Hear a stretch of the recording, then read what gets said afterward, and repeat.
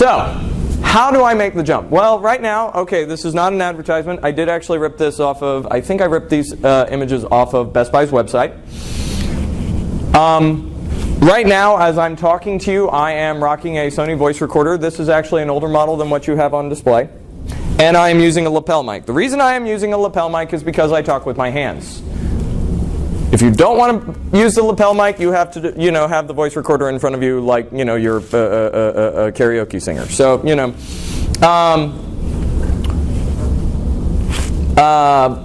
omnidirectional mic, I think, was $24 when I bought it. The voice recorder, that model, about $79. I'm not advertising. Best Buy's not giving me any money. I'm just telling you personal experience. The voice recorder I have is an older model. I got it way back when. I don't remember. But it still works. The thing you look for in voice recorders if you're going to do podcasting is, does it have a USB connection so you can shunt it directly to the computer when you're done?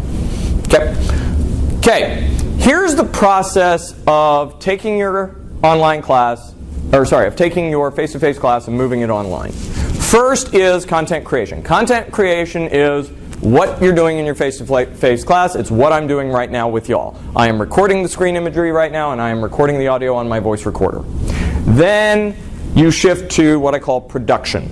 Now, in my history class, I found that I'm not usually using a lot of videos. It's primarily lecture and audio. I may just attach the PowerPoint on the page, but I'm not necessarily going to take the time to sync them. Sometimes you have to cut stuff out of the tape.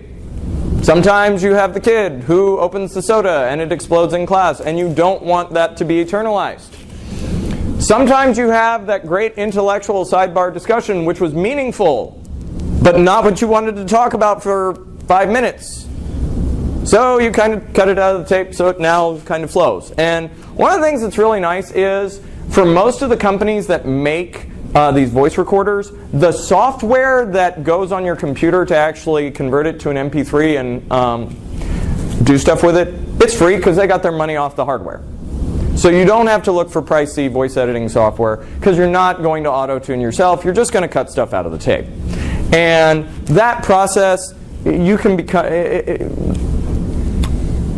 when you're new at it, takes a little bit of time, but for a 45-minute lecture, I can usually do production, where I'm cutting stuff out of the tape in about 20 minutes. Because you know what you said when you did it, and one of the things you can do is you can put yourself on chipmunk speed till you find the part that you need to cut out, then you slow it down, then you take it out, and then you put the files back together.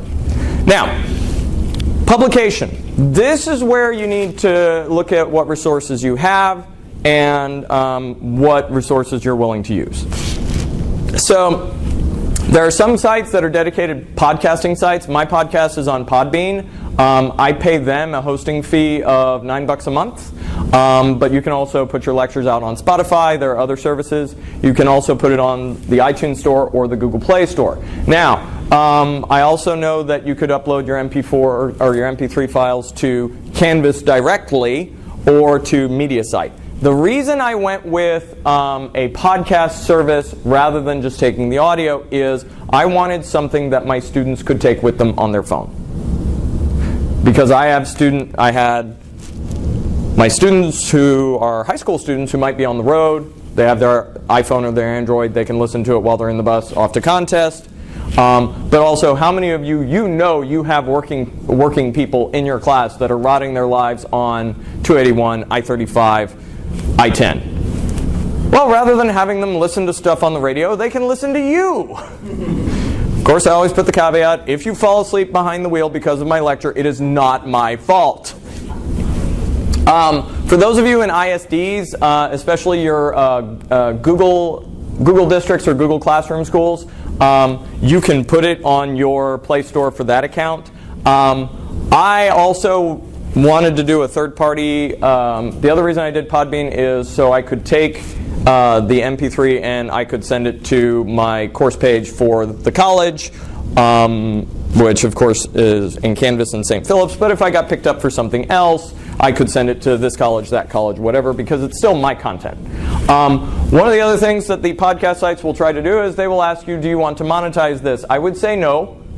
because then you have to deal with royalties and whatnot. So right now, if you don't monetize it, it is just, okay, this is fair use education. Whereas if you try and monetize it, especially if you're reading out of a textbook, that publisher may want to cut. And so make your life easy. Don't make money because you're already making money off teaching the course. Okay, screen recording software. I'm going to give you 3 examples. They go from expensive to free to cheap. On the left, I have Camtasia Studio. Camtasia Studio, I have that on my computer right now. I bought that first because I didn't know any better. Camtasia Studio is a video editing software. It's got an educator license. I think I know I spent more than $100 on it, but on the bright side, you only have to buy it once. It lets you record anything on your computer screen. So right now I'm screen recording this PowerPoint right now. Also, it has it is a professional grade editing engine. If you don't feel like doing that, and also it will require like 8 gigs of RAM on your computer, and it's not for people who are using Chromebooks. Okay. Second option, Collaborate Ultra. How many of you are, those of you teaching with the Alamo colleges, you saw the button for Collaborate Ultra. How many of you have seen that little, all right, and how many of you are like, what is this wretched thing?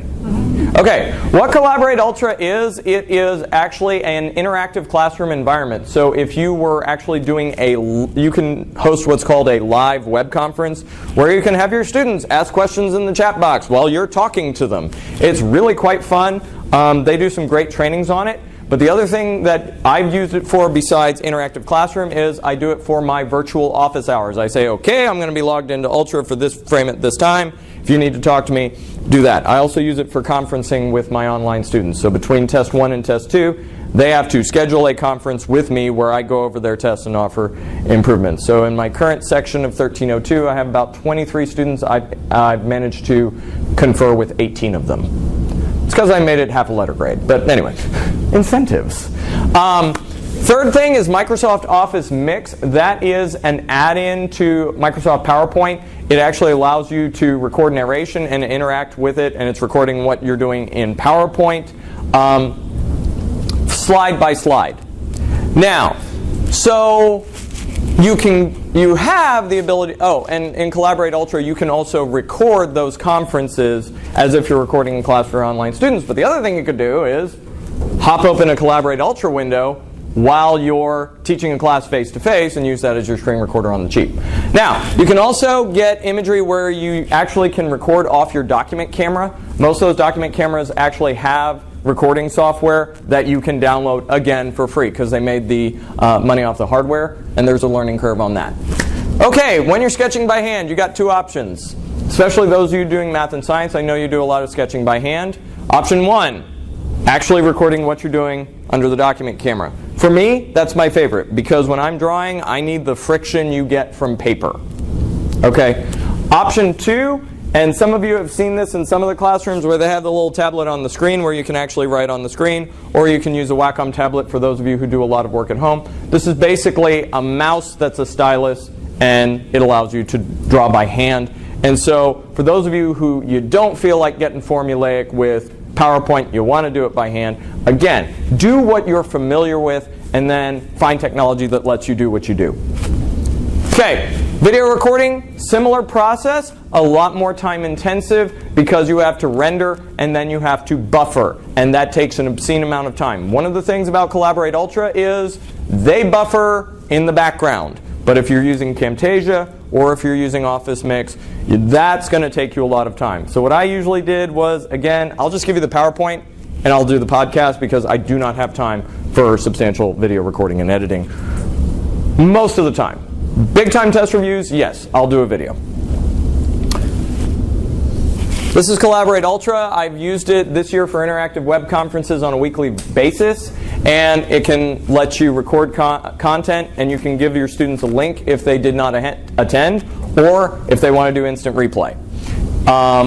And like I said, you can do it for screen capture of a live class. One of the things, if you're going to do these types of live capture events, is anticipate your problems. So for example, right now I'm rocking a laptop. My laptop has a built-in microphone and a built-in webcam.